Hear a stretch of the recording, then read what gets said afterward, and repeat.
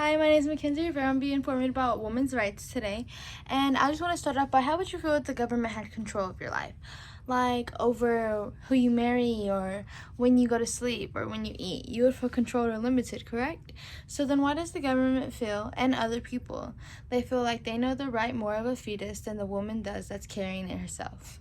I will be informing you about women and the challenges we've had to encounter for equality. I'm a woman myself and will greatly appreciate you listening to me so we can get our point across and show people a valid reason why we're equal to everyone else. In this speech today, I will show you the struggle women still have to face in their current world today.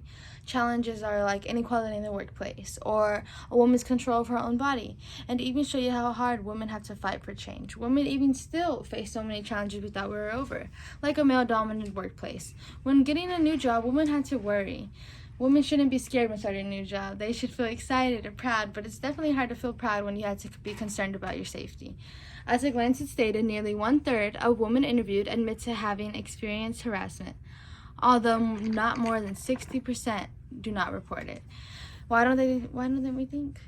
Women rather stay employed than the fear of losing their job. They feel like no one will believe them, so they don't report the harassment because they're in fear of losing their job. When these women obtain a job, they're expecting to get treated like everyone else. So that means that even getting paid like everybody else, which doesn't always occur. Many women in different areas say that this is one of their biggest concerns in the workplace.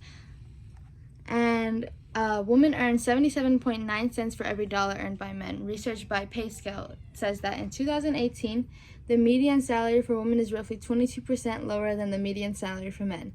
Many women have to endure inequalities in their workplaces, but even some women more than others, especially based on ethnicity and race. As said by Shara Dutta, 64% of Americans say that racism continues to be a major problem in this society. In the workplace, too, it continues to be a problem. White men and women are continuing to get hired over people of color and women with diverse ethnicities. Some workplaces make it even harder for women of color to obtain a job because of discrimination towards race and sex. Women have been fighting many battles, but a major one, ongoing one, is the fight for our own bodies. Abortion has been practiced for thousands of years. It is the safe termination of a pregnancy resulting in the death of the embryo. Women have been fighting for this right that they shouldn't even have to fight. It shouldn't be a right automatically given. We are the creators of human life in our bodies, and no one should tell us what to do with it. If we aren't mentally, physically, or financially prepared, we shouldn't be forced to take care of a life. The Roe v. Wade was produced in 1973 when U.S. Supreme Court came to realization that women were now protected. That ruled a state law that banned abortion was unconstitutional. The vital right of a woman was recently overturned in 2022. Some states will overturn this law very differently. Some states provide protection for abortion, while other states pile on abortion restrictions. Now abortion for a woman is illegal in 13 states. If a woman is mentally, physically, or financially struggling, then those 13 states don't care. They will still require these women to have these babies. Even if raped or molested by family members, you'll still be required to have this baby. Women all over are scared for their life. How can our bodies be controlled easily by one overturned law?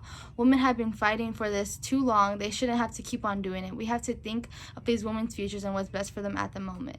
And these people overturning this law claim they care about children, but they're going to be the same reason why these kids have to go and endure the foster care system, since they left women no choice but to have this baby she isn't prepared for.